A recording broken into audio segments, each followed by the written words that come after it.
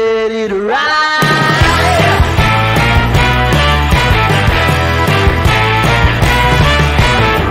One by one, billion by billion, they're holding up half the sky. Raise your hand if you're ready and willing, if you know it's time. Chapitre 6. En route vers le château.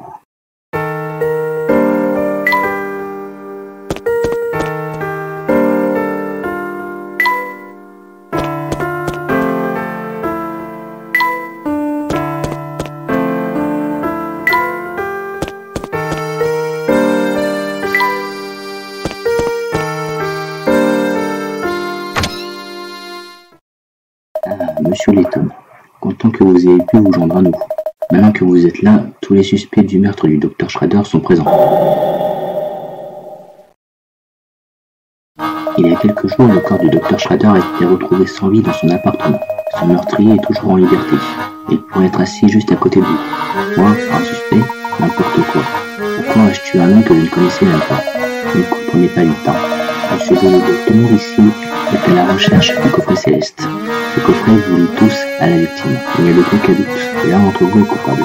La résolution de cette enquête démontre certainement l'efficacité de Scotland Yard, inspecteur. Alors dites-moi, qu'avez-vous donc découvert durant ces derniers jours?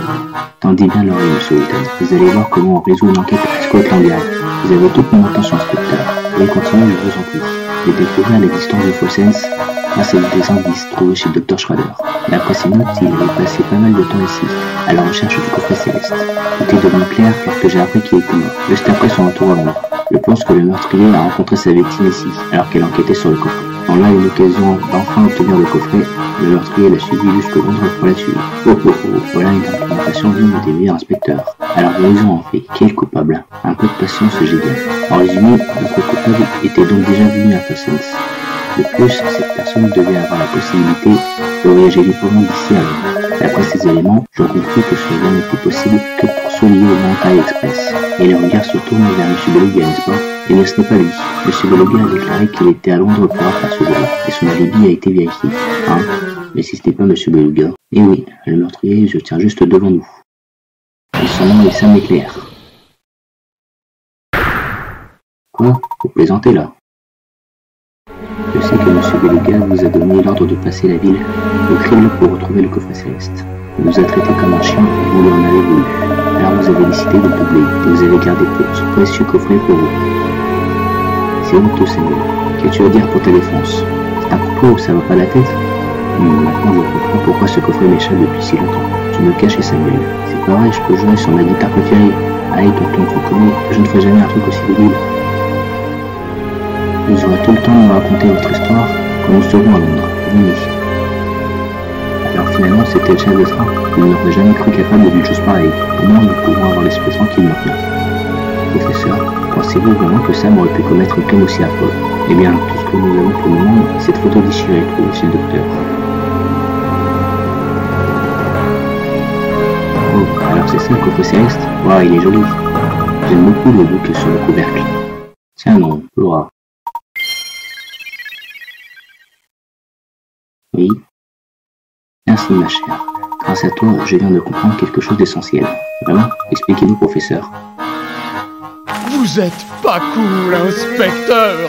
Mon seul crime, c'est d'être un rocker, wouh, et de chanter de tout mon cœur. Eh bien, vous allez vite déchanter. Suivez-nous sans faire d'histoire. Un instant, inspecteur Chelmy. Il est bien pour que nous ayons commis un élément important. Plus tard, Layton. Je suis au beau milieu d'une arrestation. Vous avez découvert quelque chose, professeur? Personne ici n'a vu le coffret céleste de ses propres yeux. La seule image que l'on a de cette relique, c'est cette vieille photographie déchirée. Et alors? Venez-en au fait. J'y viens, inspecteur. Seul le suspect que nous cherchons sait à quoi ressemble vraiment le coffret céleste. C'est probablement cette même personne qui a volé le coffret. Exactement, ce voyou ici présent. Hey! Tout doux, monsieur l'agent! Silence, graine de délinquant. Hey! Pas les cheveux! Aïe! Je vais vous décevoir, mais il n'est pas coupable. Ouais. Quoi? Venez-en donc au fait, nous sommes tous curieux, Letton. Dites-nous qui est le responsable. N'est-ce pas évident? Si le coupable se trouve ici même dans cette pièce, ce ne peut être qu'une personne qui a vu le coffret céleste de ses propres yeux. Le coupable est donc...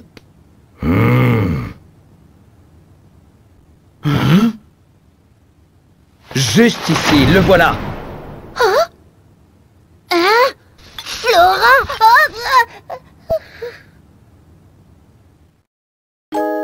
Inspecteur, regardez. C'est la photo que j'avais perdue. C'est exact. Cet indice, si vous ne le saviez pas, a été découvert par l'inspecteur il y a quelque temps. C'est une photo du coffret céleste. Et je n'ai pas de doute quant à son authenticité. Vous croyez que c'est cette vieillerie qui est la cause de tous nos problèmes? Tout cela est un peu trop ésotérique pour moi. Cette tête de grenouille et tout le reste. Je vois que tu commences à comprendre, Luc. Inspecteur, l'emblème qui orne le couvercle du coffret est une tête de bouc, et non de grenouille. Une tête de bouc? Ça ne ressemble pas à un bouc. Mais c'en est un. Il manque le morceau de la photo où les yeux du bouc devraient apparaître. Je vous l'accorde, l'image actuelle ressemble beaucoup à une grenouille, inspecteur. Mais toi, ma chère Flora, tu l'as qualifié de joli bouc, n'est-ce pas? Voilà une remarque fascinante. Si tu as vu un bouc, c'est sans doute parce que tu as déjà vu le véritable coffret céleste. Qui êtes-vous en réalité?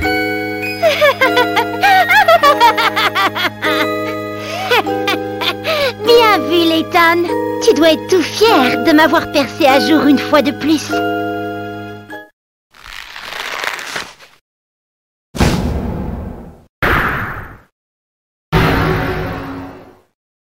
Sois maudit, Letton.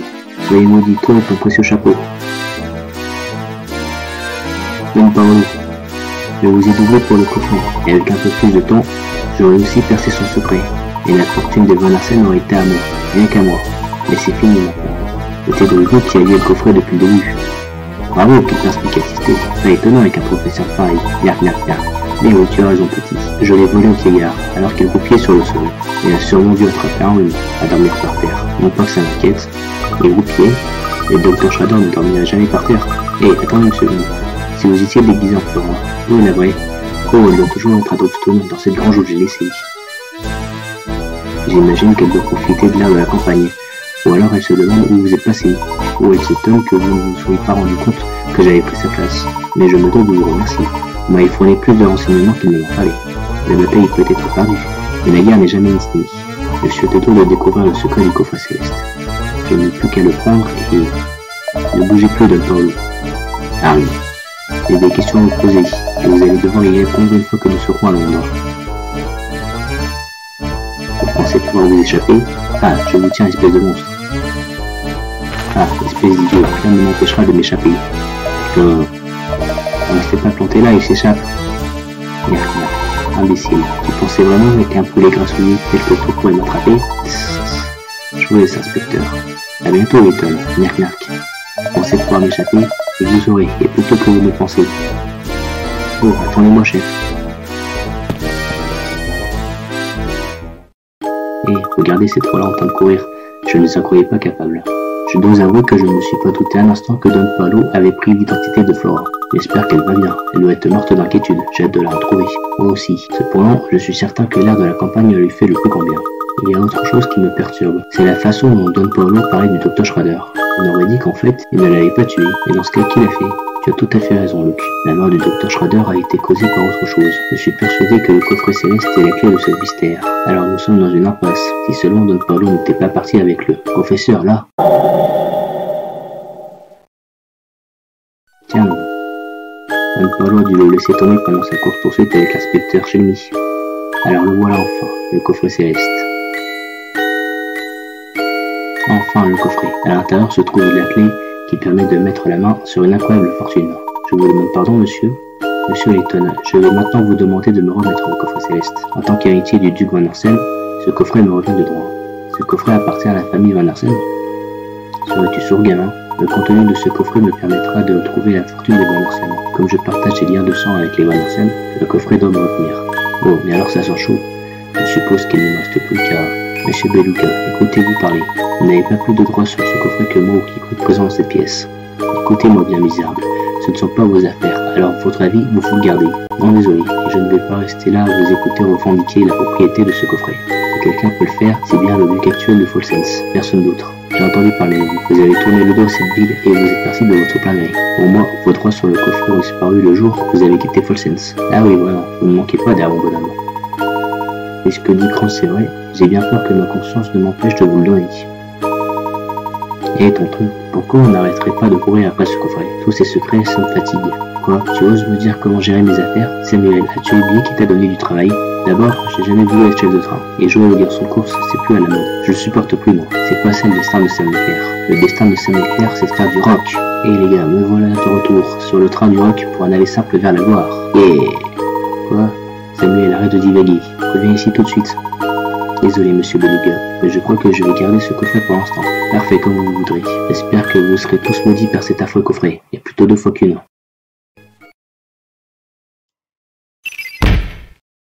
Le coffret céleste avait été volé par Don Paolo, un scientifique brillant qui se considère comme l'ennemi juré du professeur Layton. Pensant trouver une occasion de devenir riche, il s'est fait passer pour Flora et a suivi de près l'enquête de Layton.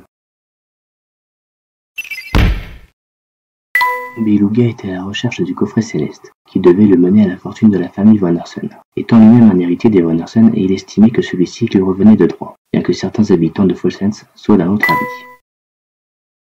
On dirait que Don Paolo n'était pas responsable de la mort du Dr Schrader finalement. Peut-être que c'est le coffret céleste qui l'a tué. Oui, il semble que le Dr Schrader était déjà inconscient à l'arrivée de Don Paolo. Tu as peut-être raison, Luke. Il est possible que le coffret contienne un élément mortel qui aurait tué le docteur. Et comment en être sûr sans ouvrir le coffret? Professeur, ne me dites pas que... Si, Luke, nous devons ouvrir le coffret nous-mêmes. C'est la seule solution. S'il vous plaît, attendez une seconde. Hein, Katia? Y aurait-il un moyen de vous convaincre de me donner ce coffret? C'est d'une importance capitale. La soeur en savoir plus. Pourquoi ce coffret est-il si important à vos yeux? Je suis désolé, ce n'est pas un mot de le dire. Mais je dois absolument apporter ce coffret à quelqu'un d'important. Il le faut. De qui parlez-vous? Je ne peux pas vous en dire plus. Une fois cela fait, je sais que la malédiction prendra fin. La malédiction cessera pour toujours, et tout sera terminé. Et il pourra, ma chère, où voulez-vous en venir? Allez, vite, venez m'aider. Quelqu'un m'a des Tromny au château Van Orsen. Le vampire va lui sucer le sang et lui voler son âme. Pourquoi lui? Pourquoi? C'est un gars tellement bien. Quoi? Non, c'est pas possible. Attendez, Katia, où partez-vous si vite? Ouais, l'air pressé. Ces histoires de vampires ont dû l'effrayer. Savez-vous de quoi elle parlait? J'ai l'impression de n'en avoir compris que la moitié. Tout cela me laisse aussi perplexe, Luke. Et après cette discussion, je suis convaincu que ce coffret recèle un secret plus important. La réponse à nos questions ne se trouve plus très loin. Bien que ce soit dangereux, il ne nous reste plus qu'à ouvrir le coffret. D'accord, professeur? Bien, allons dans notre chambre, ouvrir le coffret loin des regards indiscrets. Le professeur et Luke décident de retourner dans leur chambre d'hôtel.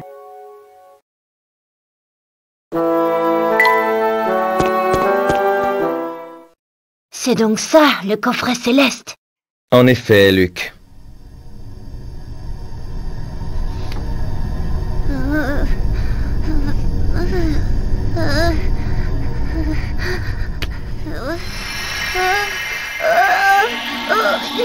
Oh, mes yeux!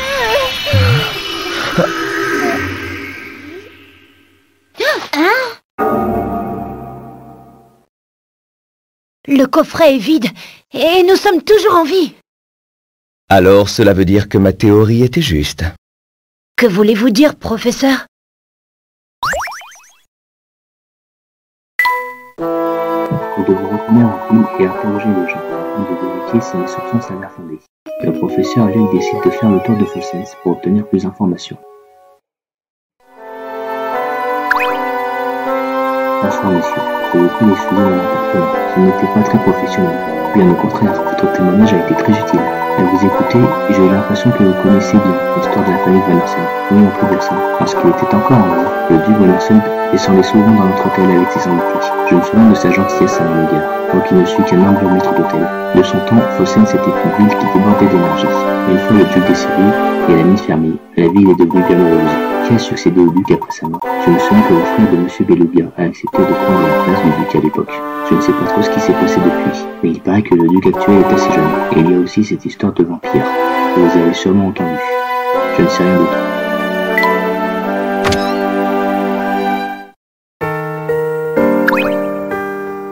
Yeah, là mes potes, c'est grâce à vous qu'ils ont abandonné leur accusation bidon. Pour vous remercier, j'ai convaincu le conservateur d'ouvrir le musée pour vous.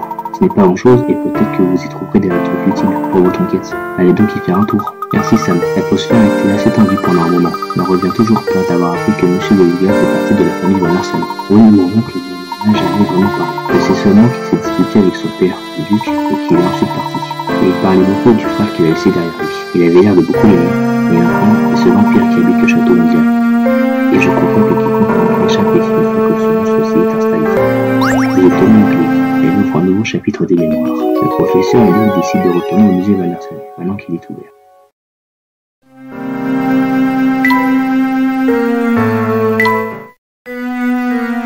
Voilà un jour qui restera dans l'histoire. Aujourd'hui, la femme que j'aime a accepté de m'épouser. Le tout préparé pour l'accueillir dès maintenant. Je suis prêt à refaire toute la déco du château pour qu'elle s'y sente à l'aise. Je vais également commander pour elle une robe exceptionnelle, car elle ne mérite rien de moi.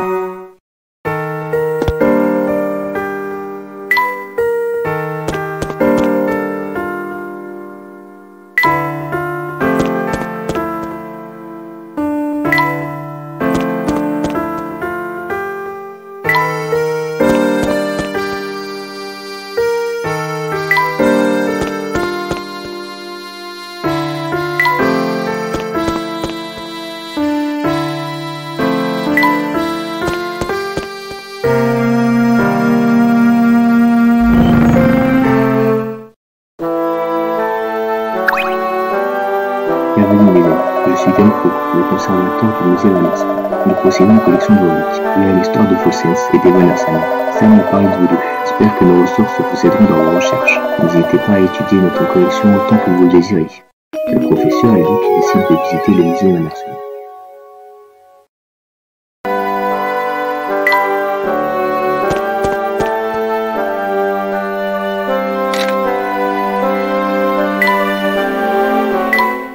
En voilà une!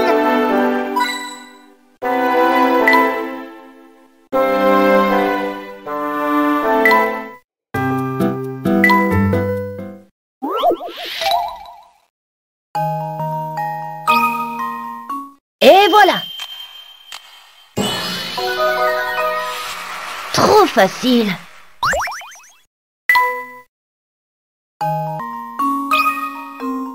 Voyons si ma théorie est la bonne. Tout est clair désormais.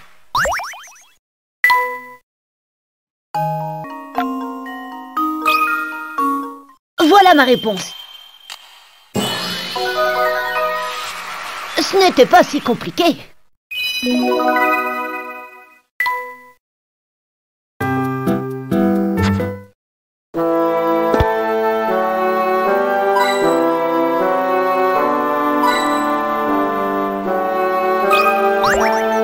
Super, j'ai trouvé une autre énigme cachée.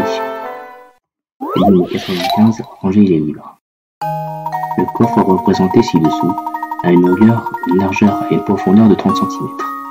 Dans ce coffre, vous souhaitez placer autant de livres que possible. Sachant que chaque livre a une longueur de 20 cm et une largeur de 20 cm et une épaisseur de 10 cm, combien pourrez-vous en placer dans le coffre? Chaque livre doit être complètement fermé pour être placé dans le coffre. Et vous êtes libre de les empiler comme vous le souhaitez.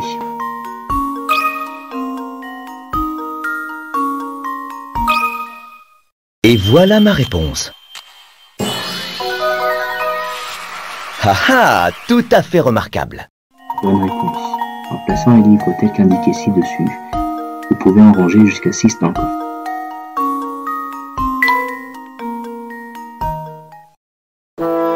Celle-là était plutôt difficile. L'énigme 95. Ranger les livres a été ajouté à la liste. Cet endroit est plein de vieilleries. Vous croyez que c'est encore très de l'ancien Luc? Je le crois, oui. L'ancien du Van Arsène est décédé il y a longtemps et a laissé derrière lui une immense fortune. Si elle n'est plus parmi nous, qui peut bien être ce vampire dont tout le monde parle? Ça, On nous a raconté que M. Beluga avait un frère aîné qui vivait ici. Je pense que c'est lui qui est au cœur de toutes ces folles rumeurs. Mais si c'est le frère aîné de M. Beluga, il devrait être vieux et faible alors qu'il est. Je croyais que les vampires ne vieillissaient pas.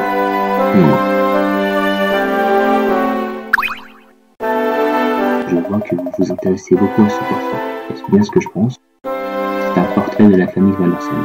Ce sont eux qui sont à l'origine de la richesse légendaire de la ville de Folsens. Ce vieil homme distingué sur la gauche, c'est le duc Van Orsen.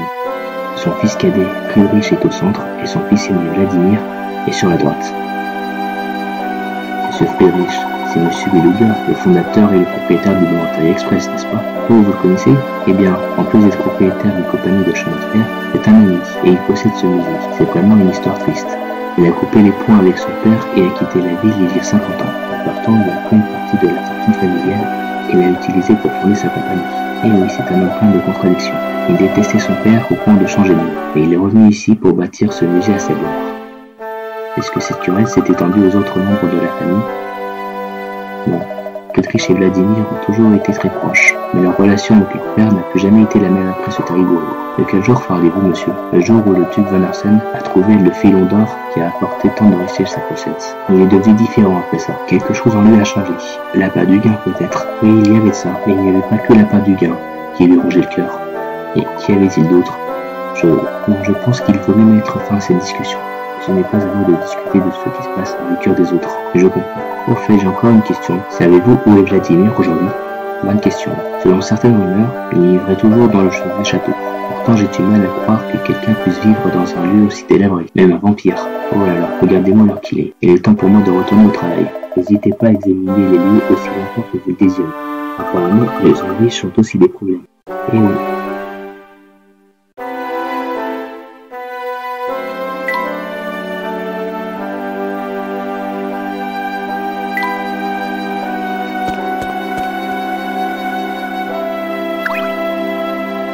Professeur, venez voir cette boîte pleine de bibelots.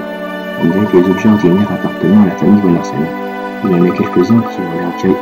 Effectivement, la famille Van Orsen a de toute évidence une longue et riche histoire.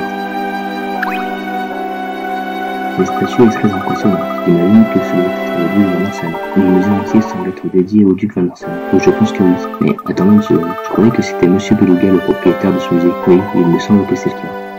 Est-ce pas étrange pour un type comme lui de construire tout un musée à la gloire de son père? Peut-être que c'est un homme bien finalement. Ai-je tort de penser que vous enquêtez sur le coffret céleste? Non, vous avez raison. Sauriez-vous quelque chose sur ce coffret par hasard? Je pense que vous savez déjà que le coffret céleste fait partie de l'héritage de la famille Van Orsen. À la demande de M. Beluga, j'ai étudié l'histoire de Folsens et de la famille Van Orsen. J'ai ainsi découvert un secret dans l'histoire de cette ville qui permet de percer le mystère du coffret. Intéressant. Quel est ce secret dont vous parlez?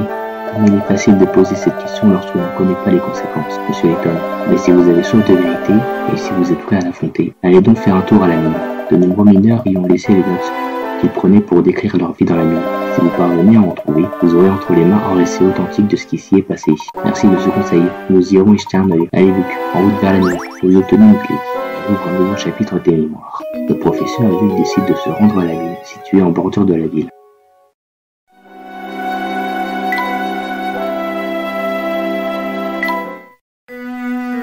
Dans toute la ville, les gens sont victimes d'une maladie inconnue. Certains habitants affirment même que la ville est maudite. En tant que seul héritier restant à Folsens, je ne peux pas quitter la ville maintenant. Et tant qu'elle reste à mes côtés, je sais que je peux trouver la force de rester et de protéger cette ville.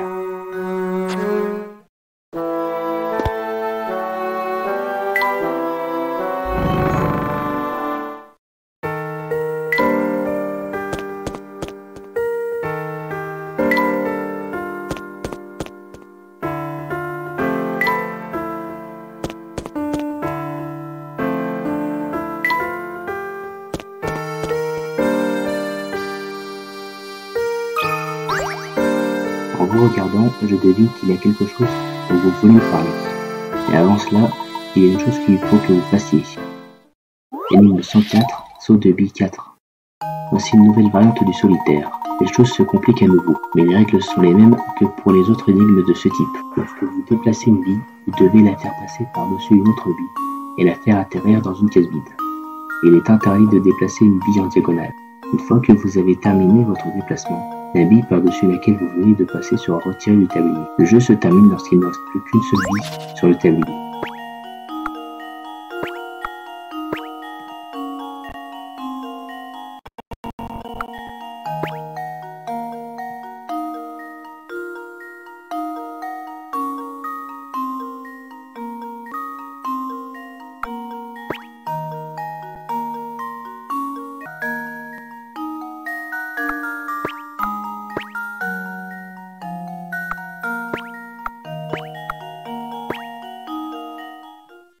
Et voilà ma réponse.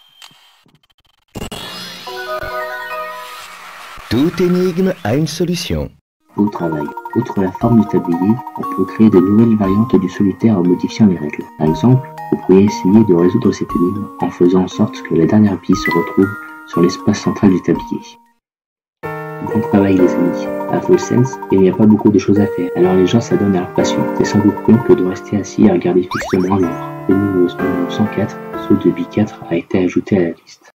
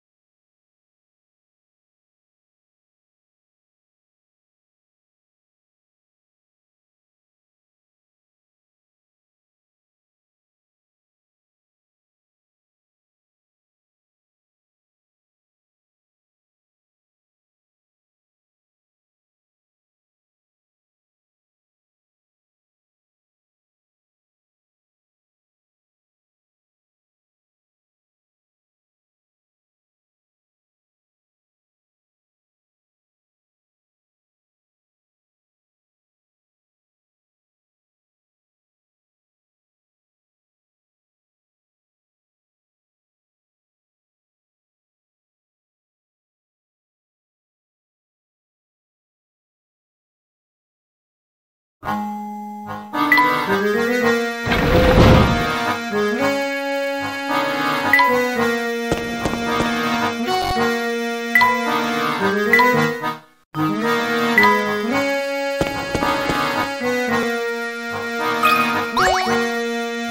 Hugo, je suis content de vous voir. Je croyais de ne plus jamais voir personne. Hey, je vous connais. Vous auriez vu autour d'Elmondo. Vous voyez, la dernière chose dont je me rappelle, c'est que j'étais en transito vers l'Égypte. Et quoi pour savoir? Quand l'hôtel a été construite, c'est une very superbe pyramide. Désolé monsieur, on est encore en Égypte. Vous souvenez-vous comment vous êtes arrivé ici? On n'est pas à la merveille des seigneurs. Un minuto, je suis on my way pour l'Afrique. Puis ensuite, je me retrouve ici. Il n'y avait personne qui avait tapoté cette causa pour passer le temps. What a pity, je crois que je l'ai cassé. Vous pouvez m'aider à la réparer, Bito? 1977, décoration soignée. De petites décorations ont été accrochées à une barre en métal, mais leur poids cumulé déséquilibre la barre. Les 5 ficelles retenant les décorations sont placées à égale distance les unes des autres, et chaque type de décoration pèse un poids spécifique. 3 décorations légères pèsent autant qu'une décoration lourde, tandis que pour égaler le poids d'une décoration de poids moyen, il faut 2 décorations légères. Placez l'une des 3 décorations dans le rectangle marqué, un point d'interrogation, pour que la barre se retrouve en équilibre.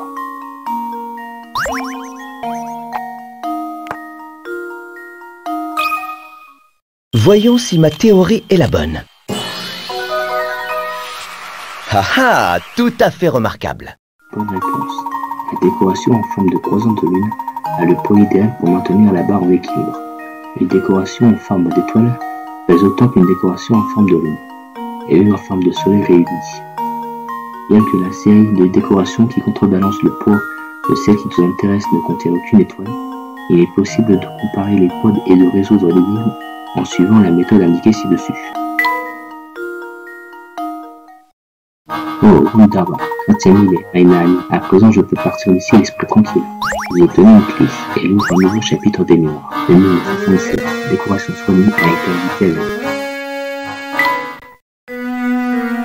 Depuis son départ, Père et moi nous nous querellons sans cesse. Une maladie inconnue qui frappe notre vie pousse de plus en plus de gens à fuir Full Sense pour faire leur vie dans un endroit moins dangereux. Si seulement elle n'était pas partie, j'aurais peut-être pu supporter tout ça. Si elle m'aimait vraiment, pourquoi m'a-t-elle abandonné?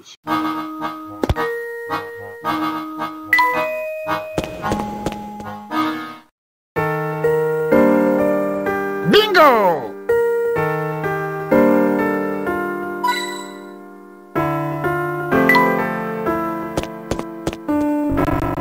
Oh, consolateur. Bonjour, monsieur. Qu'est-ce qui vous amène dans cette partie de la vie? Eh bien, pour être honnête, je vous ai espionné depuis un petit moment. Vous avez vraiment mené votre enquête et vous découvrirez bientôt toute la vérité. C'est pourquoi je crois que je ne peux plus vous cacher ce que je sais. Vous voulez quoi en venir, monsieur? Vous avez vu mon studio, ainsi que toutes ces photos de la ville. C'est moi qui les ai prises.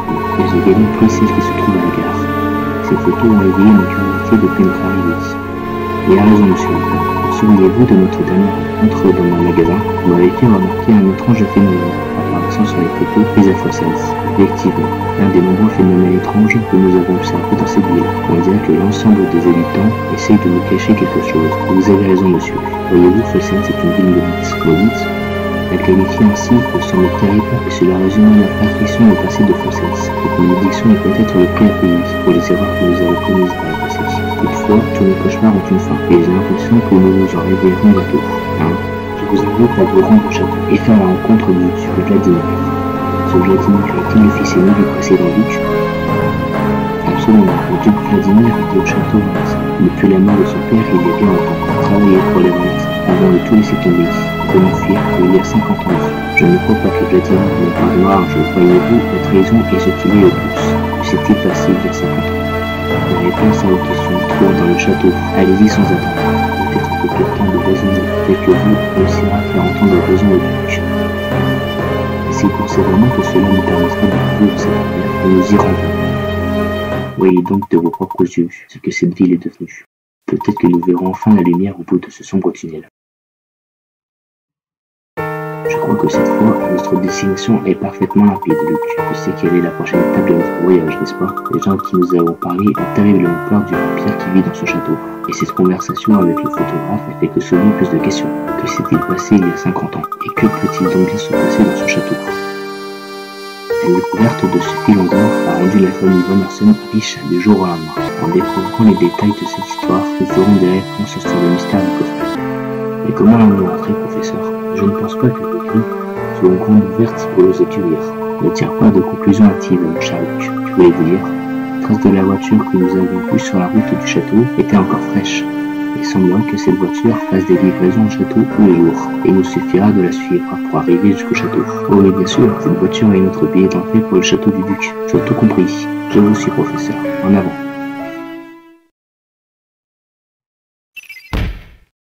Cet emblème est en fait celui de la famille Von Hersen, qui régnait autrefois sur Folsens. Il est clair que le coffret céleste et la famille Von Hersen sont étroitement liés.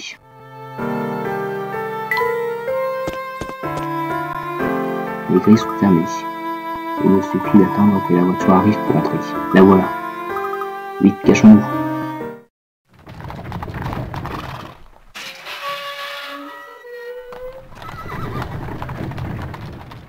Les grilles sont ouvertes maintenant.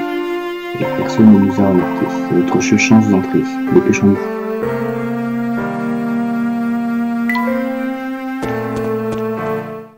Vous êtes certain que traverser cette forêt est le seul moyen d'arriver au château? Sans mentir, cet endroit me donne vraiment la chair de poule. Ah!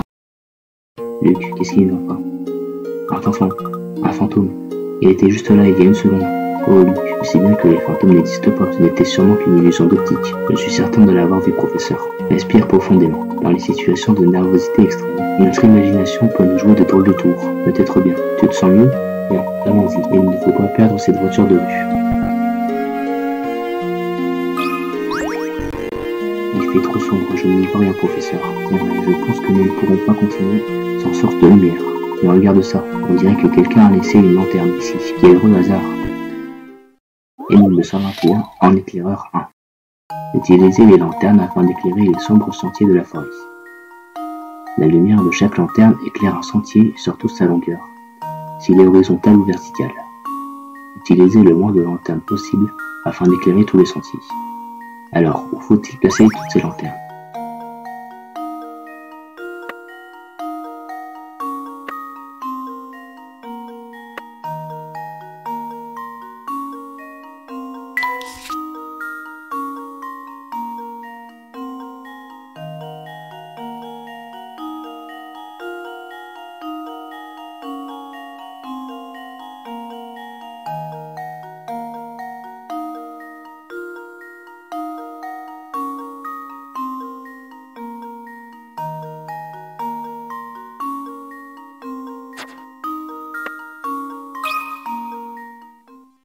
Oui, je suis confiant. Ah ah, tout à fait remarquable. Beau travail. Tes sentiers avaient l'air quelque peu effrayants. C'était juste à cause de l'obscurité. Non. Ah, nous avons de la lumière à présent. C'est bizarre, non? Qui laisserait une lanterne en parfait état ici? Je ne pense pas que quelqu'un l'ait simplement oublié ici. On dirait que l'on cherche à nous guider. L'énigme numéro 121 en éclaireur 1 a été ajouté à la liste.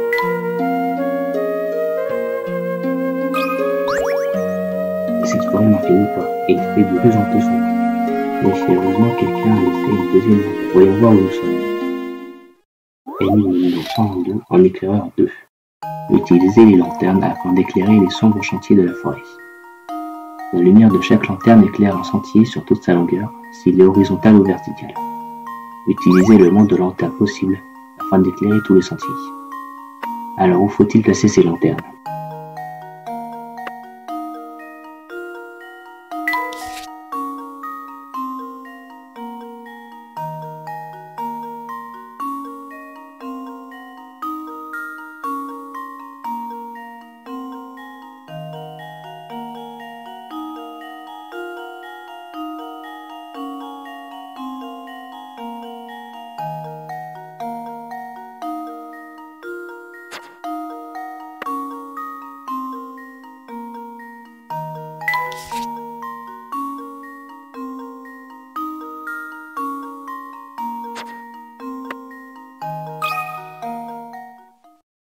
Voilà ma réponse. Trop facile. Beau travail. Ce sentier avait l'air quelque peu effrayant. C'était juste à cause de l'obscurité. Non. Enfin, de la lumière. Maintenant qu'il est plus facile de suivre le chemin, mettons-nous en route. L'énigme numéro 122, en éclaireur 2, a été ajoutée à la liste. Bingo!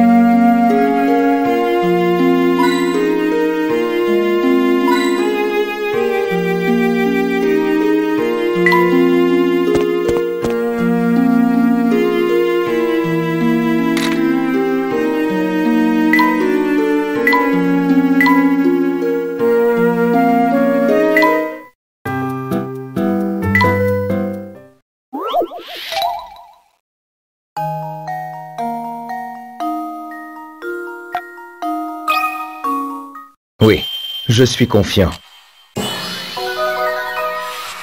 Toute énigme a une solution.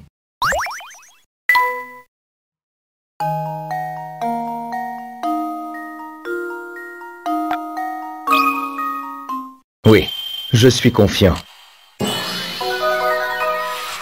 Tout est clair désormais.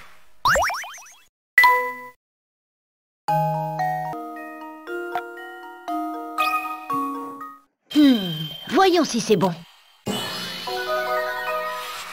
Ce n'était pas si compliqué.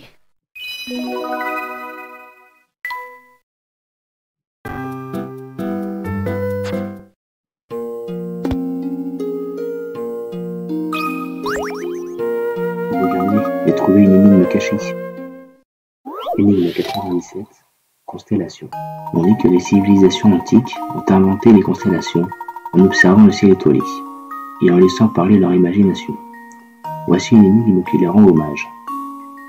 Une grille composée de 6 fois 6 cases est représentée ci-dessous. Les cases ont été organisées en 9 blocs contenant du ciel et des étoiles. Déplacez les blocs de sorte que chaque rangée et chaque colonne contiennent exactement 3 étoiles. Les blocs dont le contour n'est pas mis en évidence ne peuvent pas être déplacés.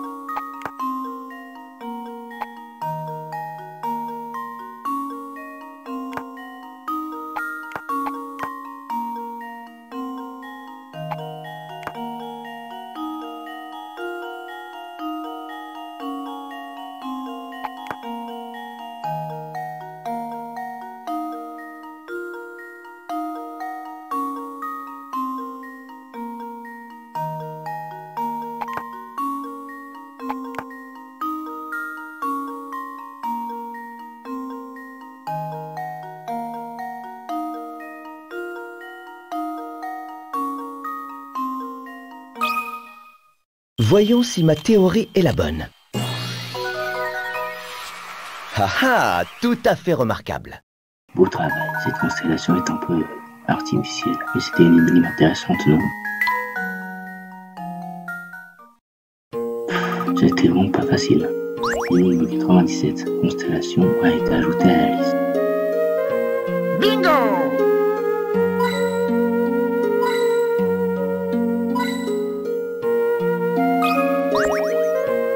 Regardez, professeur, ce champignon a l'air étrange. Et curieux, je n'en avais jamais vu de ce type. Laisse-moi étudier un peu avant de continuer. Énigme 125, champignons des bois. Ramassez tous les champignons de la forêt sur votre chemin. Il y a des champignons dans chaque clairière ronde de la carte. Toutefois, vous ne souhaitez vraiment pas vous attarder dans cette forêt sinistre. Alors trouvez le chemin le plus court qui vous permet de traverser la forêt de part en part, en ne passant par toutes les clairières qu'une seule fois.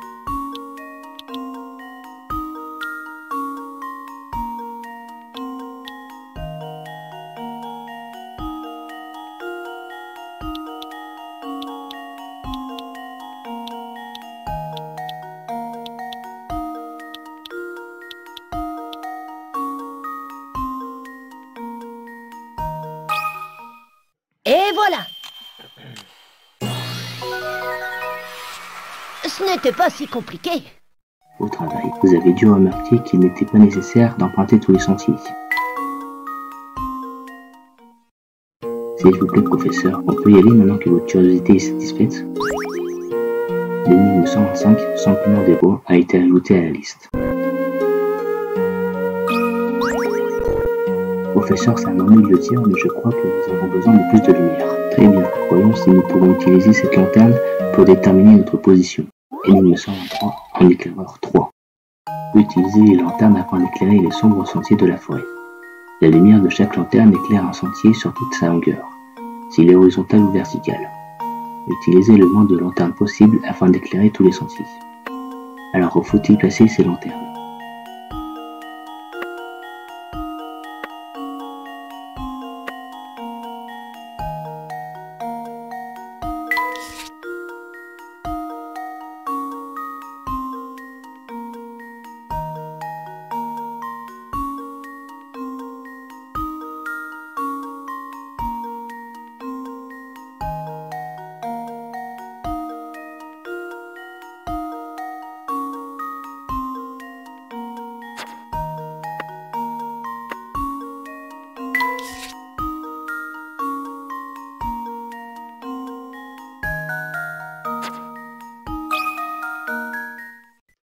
Voilà ma réponse. Trop facile. Au travail, ce sentier avait l'air quelque peu effrayant, mais c'était juste à cause de l'obscurité, non? Oui, je vois maintenant, c'est beaucoup mieux. L'énigme numéro 123, en éclaireur 3, a été ajouté à la liste.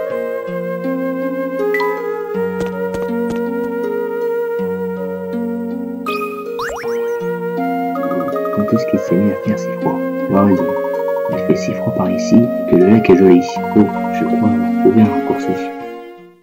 Numéro 126, terme glissant 1. Le professeur se trouve devant un lac complètement gelé. La couche de glace est assez épaisse pour supporter le poids d'un homme. Et elle est tellement glissante que dès que le professeur bouge dans une direction, il glisse jusqu'à ce qu'il rencontre un obstacle. Lorsque le professeur est immobile, vous pouvez lui faire changer de direction en touchant les flèches qui l'entourent. Parviendrez-vous à guider le professeur jusqu'à l'entrée?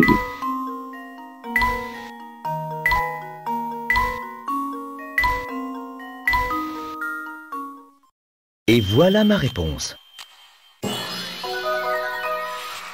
Ah ah, tout à fait remarquable.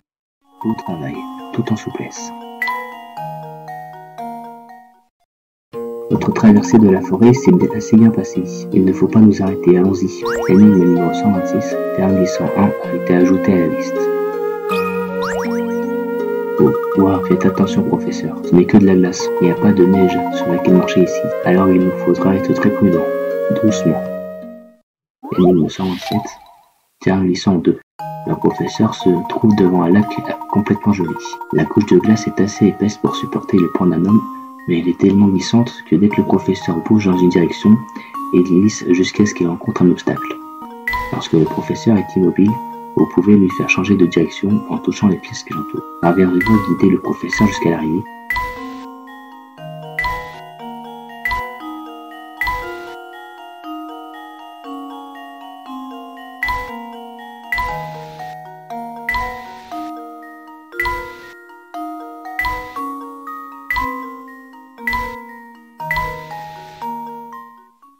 Et voilà.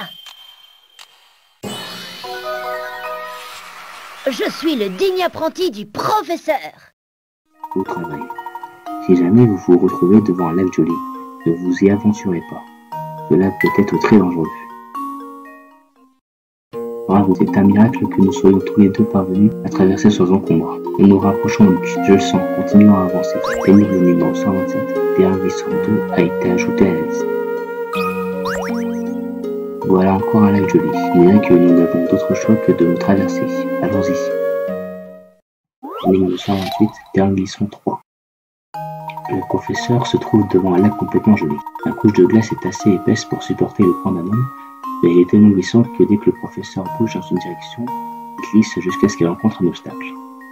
Lorsque le professeur est immobile, vous pouvez lui faire changer de direction en touchant les flèches qui l'entourent. Parviendrez-vous à guider le professeur jusqu'à l'arrivée?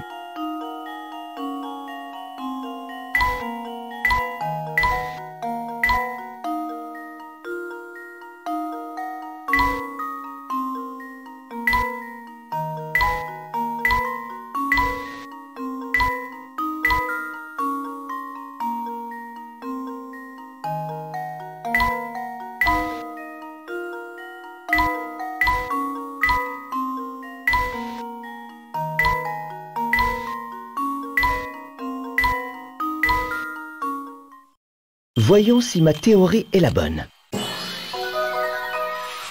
Toute énigme a une solution. Au travail, vous avez de la chance, mais le professeur ne soit pas un champion de patinage artistique. D'accord, il trouverait cela plus facile de se déplacer sur la glace, mais vous auriez une énigme de moins à résoudre. Nous avons réussi, nous y serons dans très peu de temps à présent. L'énigme numéro 128, terrain glissant 3, a été ajouté à la liste.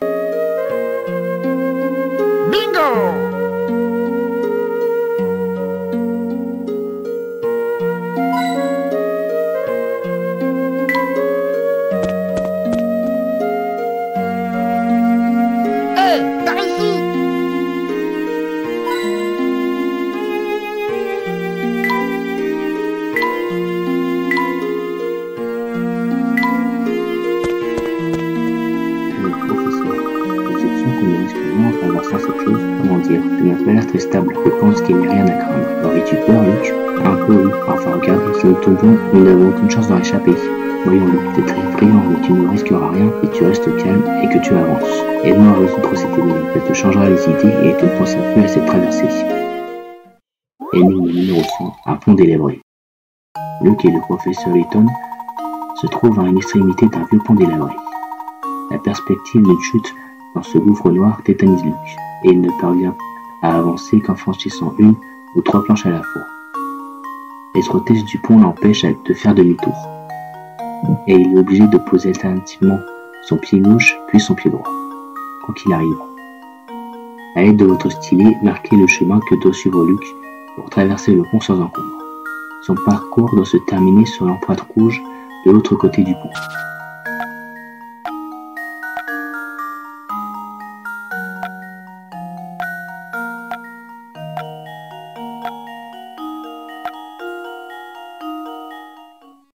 Oui, je suis confiant. Toute énigme a une solution. Beau travail. Il suffira de 9 pas pour que Luc traverse ce pont de part en part, espérant qu'il soit prêt à continuer l'aventure du pompier. Eh bien, je me sens un peu nu, et ce pont me rend toujours un peu nerveux. L'énigme numéro 100, un pont délabré, a été ajouté à la liste.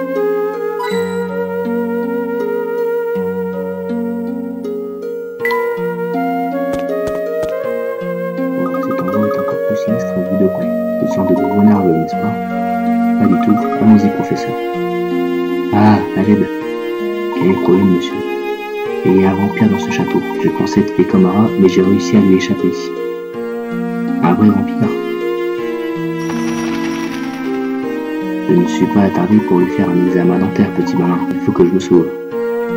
Alors, qu'est-ce que vous en dites de cette histoire de vampire à présent, professeur? Apparemment, cette rumeur s'est répandue comme une traînée de poudre dans tout Fulsense. Et est-ce que vous croyez que ça pourrait être plus qu'une simple rumeur? Nous sommes ici pour le découvrir, plus que quelques mètres, et nous en aurons le cœur net.